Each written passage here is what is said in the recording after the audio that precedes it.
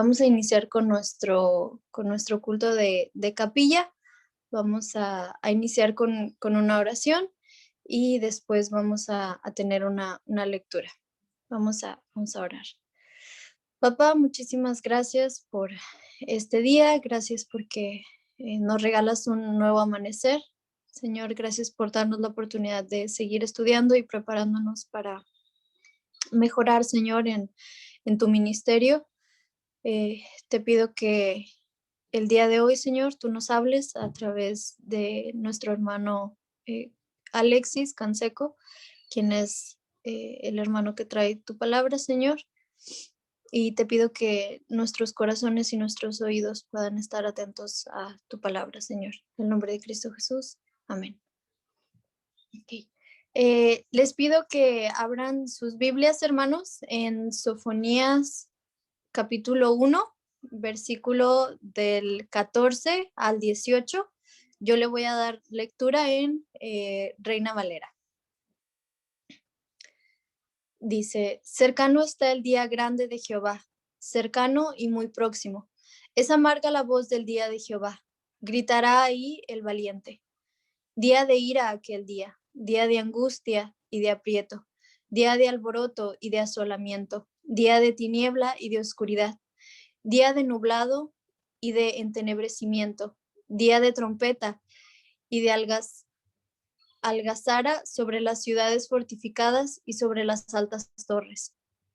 Y atribularé a los hombres y andarán como ciegos, porque pecaron contra Jehová, y la sangre de ellos será derramada como polvo, y su carne como estiércol. Ni su plata ni su oro podrán librarlos en el día de la ira de Jehová, pues toda la tierra será consumida con el fuego de su celo, porque ciertamente destrucción apresurada hará de todos los habitantes de la tierra. Muy bien. Pues le damos el lugar a nuestro hermano Alexis Canseco, quien trae la predicación el día de hoy. Bueno, allá por la mitad del siglo III, Tomás de Celano escribe, muy probablemente, no hay un consenso unánime, escribe un poema. Y este poema es monorrítmico, consta de 17 estrofas. Y este en algún momento llegó a formar, bueno, aún forma parte de lo que es la misa de Requiem. Esta misa se cantaba para los difuntos. También se usaba en las ceremonias de conmemoración o en los aniversarios luctuosos. Bueno, este canto es muy interesante porque habla del día de la ira, del día en el que Dios va a venir a juzgar a todas las naciones, a castigarlas y a condenar al mundo entero. Y en la mente de las personas del medioevo estaba mucho este pensamiento de la muerte, del día de la ira. Has de morir, ese constante martilleo de has de morir, te van a juzgar con total rigidez, te espera el infierno eterno y tienes muy pocas posibilidades de salvarte. Y esta idea del día de la ira y de este canto es interesante porque es un canto que aclama mucho este día. Y les aseguro que este canto, Dies Irae, ya lo han escuchado, nada más que no se han dado cuenta ni sabían que se llamaba así. La película El Rey León, cuando habla de la muerte, suena esta melodía. La película Star Wars, cuando Luke Skywalker en el episodio 4 encuentra a sus tíos muertos, spoiler por si no la han visto, suena esta melodía. En la película El Día de la Marmota también suena, y creo que donde es más notable es en la película El Resplandor. Ahí literalmente es el tema principal de la película. Si no lo han escuchado, esta es la melodía.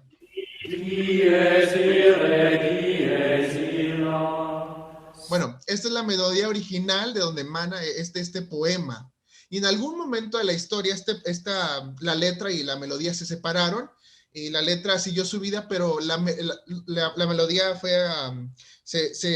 la melodía se usó mucho para estos momentos de la muerte, anunciaba mucho la muerte. Entonces, cuando un compositor clásico quería anunciar que algo de muerte iba a estar por venir, usaba esta melodía de fondo.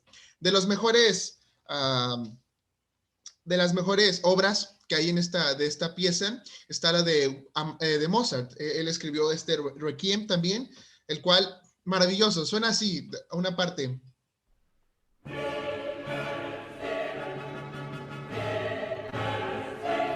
Bueno, suena muy, muy épico, deberían de escuchar todo el requiem. Entonces, esta melodía anunciaba este día de juicio. La letra en latín, con un latín mal pronunciado, dice así: dies ire, dies illa, solvenza eclon in favilla, testetab incun civila. Quantus tredmus et futurus, quando judets et venturus, cunta stricte discursurum. Y literalmente es día de la ira, aquel día en que los siglos se reduzcan a cenizas, como el testigo es el rey David y la Sibila. ¿Cuánto terror habrá en el futuro cuando el juez haya de venir a juzgar todo estrictamente? Este extracto, este poema, esta idea sale de Sofonías del capítulo 1, versículo 15 al 16 de la Vulgata Latina. La Vulgata Latina literalmente empieza con dies ire. Bueno, esta idea es muy interesante porque es la idea central del autor que estamos leyendo hoy, o que vamos a estudiar hoy, de Sofonías. Sofonías habla allá del cerca del 625. El reino del norte ya había desaparecido y el rey Josías estaba reinando fuertemente. Él es contemporáneo de Habacuc y van a convertir muchas similitudes. Habacuc pide justicia divina. Hay dos preguntas y dos respuestas. Habacuc le dice al Señor: ¿por qué vas a hacer ¿por qué no haces nada, Señor? Y el Señor le responde: yo voy a hacer algo, mira lo que voy a hacer. Y después Habacuc pregunta: ¿por qué vas a hacer eso, Señor? Eso es muy cruel. Y le dice: no te preocupes, yo los voy a castigar. Y así sucesivamente. Habacuc nos anuncia el juicio divino y Sofonía nos va a anunciar cómo va a ser este juicio divino contra la nación del Señor. Él lo describe como un día abominable, terrible, de gran aprieto, en el cual no hay escapatoria, lo cual nos enseña que el juicio de Dios es inminente para la humanidad. Sofonías también nos va a presentar dos caras del juicio. Primeramente, el juicio es eso, un juicio condenatorio, y segundamente es un juicio de recompensa para los que hayan sido realmente fieles.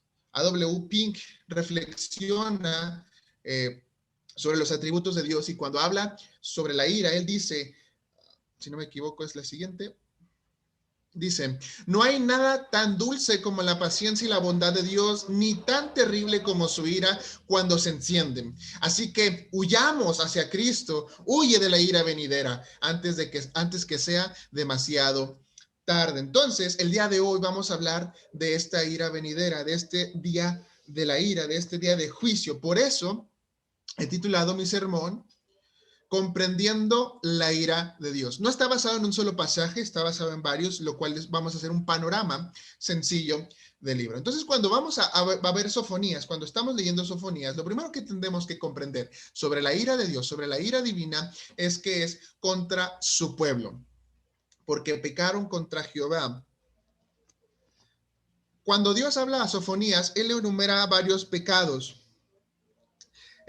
Dios anuncia varios pecados contra la nación. Literalmente es como si un juez estuviera dictando los cargos que tiene contra el acusado o que hay contra el acusado. El pasaje comienza de la siguiente manera, capítulo 1, versículo 7, dice: calla en la presencia de Jehová el Señor, porque el día de Jehová está cercano, porque Jehová ha preparado el sacrificio y ha dispuesto a sus convidados. Y en el día del sacrificio de Jehová castigaré a los príncipes y a los hijos del rey y a todos los que visten de vestido extranjero. Asimismo castigaré en aquel día a todos los que saltan la puerta, los que llenan las casas de sus señores de robo y engaño. Entonces, hay una lista de juicios. La primera es los que visten vestido extranjero, una referencia o una clara enseñanza sobre que el pueblo ya no estaba con Dios, su lealtad ya no estaba con Dios, ya se habían alejado, habían adquirido la vestimenta de otros pueblos y ya no se distinguían como el pueblo de Dios. También están los que saltan las puertas, una superstición pagana, de la cual era que al ingresar el umbral tenías que saltar, o sea, literalmente no pisar la rayita, tenías que saltar, y así hacía que los demonios se alejaran. Es como cuando vas en la banqueta y no quieres pisar la rayita porque tienes miedo que te pase algo así. Esa es la misma idea. Entonces Dios condena eso porque hay superstición ahora en el pueblo. Y por último, dice que va a condenar a los que llenan a las casas de sus señores con robo y engaño. Una clara referencia a la depravación moral de Israel. En el versículo 12 dice que acontecerá en aquel tiempo que yo escudriñaré a Jerusalén con linterna y castigaré a los hombres que reposan tranquilos con el vino, como el vino asentado, los cuales dicen en su corazón, Jehová ni hará bien, Jehová ni hará mal. Entonces, la actitud de este pueblo era antipática hacia Dios. Ya no eran fieles, ya tenían otras costumbres totalmente paganas, ya no querían realmente seguir a Dios. Entonces Dios les dice, porque ustedes están así, yo los voy a castigar en aquel día terrible, no va a haber escapatoria. Más adelante va a decir que ni aún su oro ni aún su plata podrá librarlos del día del Señor, lo cual es una clara enseñanza a que el Señor, a que el juicio, el día del Señor es inminente. Y lo más interesante es que es inminente para su pueblo. Y esto nos hace pensar en una cosa hoy en día. Dios también va a juzgar a su iglesia. Dios también va a juzgar, nos va a juzgar a nosotros. Pablo lo va a decir más adelante, todos padeceremos ante el tribunal de Cristo. No hay nadie que no vaya a padecer realmente ante el tribunal de Cristo. Pero hoy en día la iglesia ha encarnado aquella frase del famoso filósofo alemán Friedrich Nietzsche, hemos matado a Dios. No es que literalmente hemos matado a Dios, sino que con nuestros hechos ya no estamos glorificando a Dios. Hoy en día la iglesia, cuando hablo de la iglesia, hablo en general, de muchas otras congregaciones, ya no quieren enfrentar a la sociedad, sino quieren aceptarlas tal y como es. Las ideologías, por ejemplo, la comunidad LGBT, la comunidad feminista, la comunidad abortista, ha ingresado a la iglesia y la iglesia no hace nada. Hoy en día prefieren vivir lo que dicta su norma, lo que dicta la sociedad, en vez de vivir la palabra de Dios. Hoy en día los creyentes no quieren escuchar la palabra de Dios, quieren escuchar mensajes motivacionales. Del mismo modo, podemos decir que en los cantos ya somos más motivacionales, más inspiracionales, de me siento bien, a que realmente exalten el nombre de Cristo, para lo que es la música cristiana, para exaltar realmente el nombre de Cristo, no para sentirme bien. La iglesia poco a poco se va alejando de lo que Dios ha dictado. Sí, porque esto está la ira de Dios. Bueno, Pablo va a decir a Timoteo que porque habrá hombres amadores de sí mismos, sin afecto natural, implacables, calumniadores, intemperamentales, crueles, aborrecedores de lo bueno, traidores, impetuosos, infatuosos, amadores de los deleites, más de Dios, más que de Dios, que tendrán apariencia de piedad, pero negarán la eficacia de ella. A esto se evita. Más adelante, en la segunda carta, bueno, en esa misma carta, en el capítulo 4, dice, porque vendrá tiempo cuando no sufrirá la sana doctrina, sino que teniendo convención de oírse amontonar maestros conforme a sus propias concupiscencias, y apartarán de la verdad del oído y se volverán a las fábulas. Sabemos que y entendemos que todos compareceremos ante el tribunal de Cristo, porque cada uno rendirá cuentas ante el Señor, dice Romanos 14:12. Y la idea de que Dios juzgará a su pueblo es como la parábola de las 10 vírgenes en el capítulo 25 de Mateo, si no me equivoco, donde dice más adelante en la parábola de los cabritos que va a haber dos filas, una de los cabritos y una de las ovejas. Los cabritos son aquellos que se dijeron ser parte de la iglesia, pero nunca fueron parte de la iglesia, y las ovejas son los que van a entrar al gozo del Señor. Dios quiere que su pueblo sea santo, que se mantenga puro. Dios quiere que su pueblo sea un ejemplo. Dios quiere, más bien Dios quería que Israel fuera el lumbrero, esa fuente de luz para las naciones. Pero Israel no lo hizo. En vez de ser luz para las naciones, se apagó y se contaminó de las naciones. La iglesia con la sociedad hace lo mismo, pero ahora nosotros vamos a hacer luz en las naciones. Somos esos faros de luz que alumbran en la oscuridad de las naciones, de anuncia que Cristo vino a morir para que ellos también sean alejados de la ira de Dios. Es lo que dice Pablo en Tesalonicenses, porque nosotros no fuimos escogidos para la ira de Dios, sino para salvación. Los que realmente fueron salvos, los que realmente aceptaron a Cristo y el mensaje, van a escapar de esta ira, pero aquellos hombres como los que describe Pablo van a ser consumidos por esta ira del Señor. Un verdadero creyente en el final de su vida va a decir lo que Pablo le dijo a Timoteo, porque yo ya estoy para ser sacrificado y el tiempo de mi partida está cercano. He peleado la buena batalla, he acabado la carrera, he guardado la fe. Por lo demás me está guardada la corona de justicia, la cual me dará el Señor. Pues justo en aquel día, y no solo a mí, sino a todos los que aman su venida. Nuestra esperanza como creyentes está en Cristo. Esa es la esperanza de todos los creyentes, que seremos salvos de esa ira, y somos salvos de esa ira porque el Señor nos ha librado. Pero dentro de la iglesia también hay gente que realmente no son salvos y que solo están por conveniencia personal. Ellos serán realmente juzgados. El pueblo fue juzgado, e incluso Sofonía nos va a decir que Dios va a guardar un pequeño remanente justo, la misma idea que hoy en día tenemos sobre la iglesia. Continuando con comprendiendo la ira de Dios, lo segundo que debemos comprender es que la ira de Dios es contra la humanidad. En el capítulo 3, versículo 8, el Señor dice: por tanto, esperadme, dice Jehová, hasta el día en que me levante para juzgaros, porque mi determinación es reunir a las naciones, juntar los reinos para derramar sobre ellos mi enojo. Todo el ardor de mi ira, por el fuego de mis celos serán consumidos toda la tierra. Entonces, Dios anuncia un juicio contra las naciones. Del capítulo 2, en el versículo 4 en adelante, hay un tiro al blanco, o como si fuera un tiro al blanco. ¿Por qué? Por ejemplo, tenemos al occidente a Filistea, al oriente a Moab y a Amón, al sur a Etiopía y al norte a Asiria, y en el centro está Jerusalén. Todas las naciones junto con Jerusalén serán juzgadas por la ira de Dios. Entonces el Señor le dice que va a juzgar también a las naciones, porque ellos fueron naciones que también pecaron contra Dios, que fueron crueles contra las personas, incluso contra su pueblo.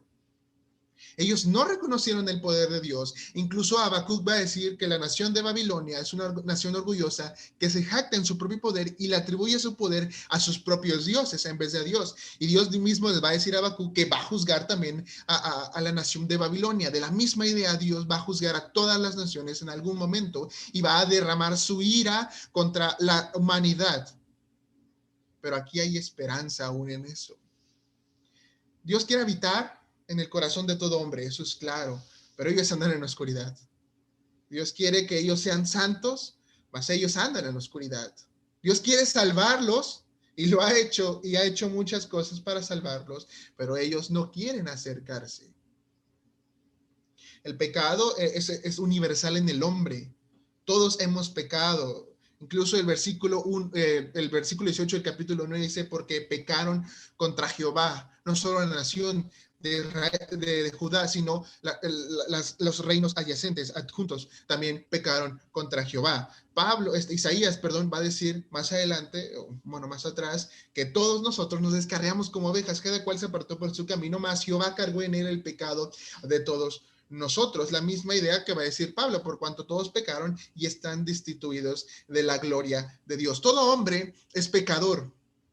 Todo humano nace siendo un pecador, y es un pecador y seguirá siendo un pecador al menos que él se arrepienta. Y el Señor le dice: voy a traer juicio para ustedes, no solo para mi pueblo, sino también para ustedes, porque ustedes también pecaron contra mí, no me quisieron obedecer. Y es así que, continuando un poquito más, vemos que la sociedad va de mal en peor. Ideologías pro aborto, pro género, pro islamistas, anti iglesia, anti cristiandad, son muy, muy, muy grandes. Incluso la frase de Jehová ni hará bien ni hará mal aplica también para la sociedad de hoy en día, porque la sociedad de hoy en día no cree como tal en Dios. Es escéptica a la idea de un Dios supremo. Entonces, Dios, como un juez justo, les dice que esperen, porque ellos también van a ser juzgados. Ellos también van a ser condenados. Y hay gente que dice que el infierno no se menciona mucho en el Nuevo Testamento, y que la ira de Dios no se menciona en el Nuevo Testamento, pero el Señor nos dice en Lucas 12:5, nos dice: temed aquel que después de haber quitado la vida tiene poder para echar en el infierno. Sí os digo, a ese temed, o sea, temed a Dios. No le teman a las demás cosas, teman a Dios, que Él realmente va a castigarlos en el infierno después de que mueran. Pero a pesar de que hay un juicio contra su pueblo, a pesar de que hay un juicio contra la humanidad, aún hay esperanza. Es por eso que cuando comprendemos la ira de Dios, comprendemos que es esperanza para la humanidad y para su pueblo. Dice el versículo 17: Jehová está en medio de ti, poderoso, él te salvará, se gozará sobre ti con cántico, sobre ti con alegría, callará de amor, se regocijará sobre ti con cánticos. Entonces Dios enseña lo siguiente, que a pesar de que hay un juicio para el pueblo, para las naciones, hay un tiempo para arrepentirse. Dios les anuncia esto de manera de que ellos tengan tiempo para arrepentirse. Dios les dice, ustedes pueden arrepentirse aún antes de que llegue mi día, antes de que sea demasiado tarde. Incluso en el capítulo 2 dice, congregaos y meditad, oh nación sin pudor, antes de que tenga efecto el decreto y que el día se pase como el tamo, antes de que venga sobre vosotros el furor de la ira de Jehová, antes de que el día de la ira de Jehová venga sobre vosotros. Buscad a Jehová, todos los humildes de la tierra, los que pusisteis por obra su juicio, buscad justicia, buscad mansedumbre, quizás seréis guardados en el día del enojo. Entonces el Señor está anunciando eso, que a pesar de que hay un juicio, hay una esperanza, hay tiempo para arrepentirse.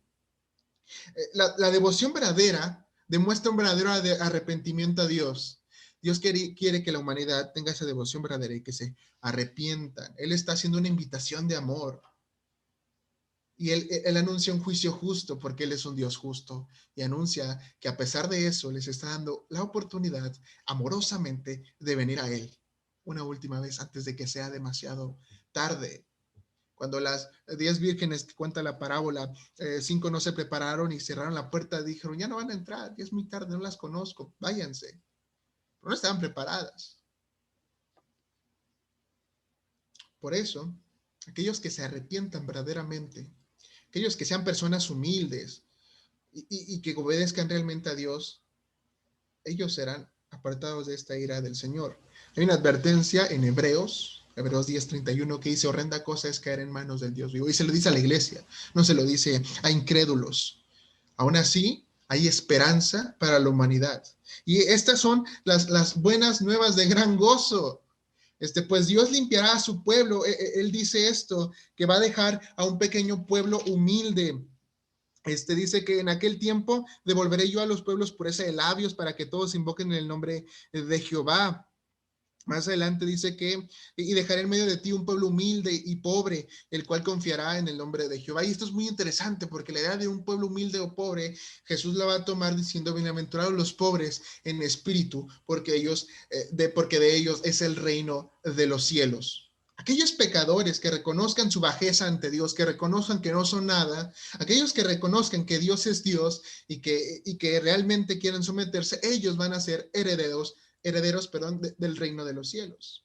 Esa es la esperanza de la humanidad, que el Dios infinito se hizo finito, que el Dios atemporal intervino en la historia de la humanidad para traer salvación a todo aquel que cree, dice Romanos 1:16. Ahora nos recuerda que en la humillación de Cristo, en la carta a los Filipenses, que Dios también lo exaltó hasta lo sumo, le dio un nombre que es sobre todo nombre, para que en nombre de él se doble toda rodilla. Ahora nos recuerda que Cristo vino a humillarse a sí mismo para traernos salvación y esperanza. Pedro nos va a decir que Cristo murió una sola vez por los pecados, una sola vez y para siempre por los pecados. Por lo tanto, solo tienes que arrepentirte una sola vez y vivir piadosamente. Y lo más interesante es que en Corintios nos va a decir, al que no conoció pecado por nosotros lo hizo pecado para que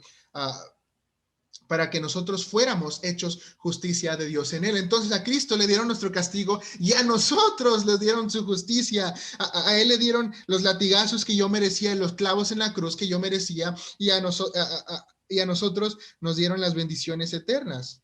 Qué cosa, ¿no? Un Dios amoroso vino al mundo a morir por su humanidad.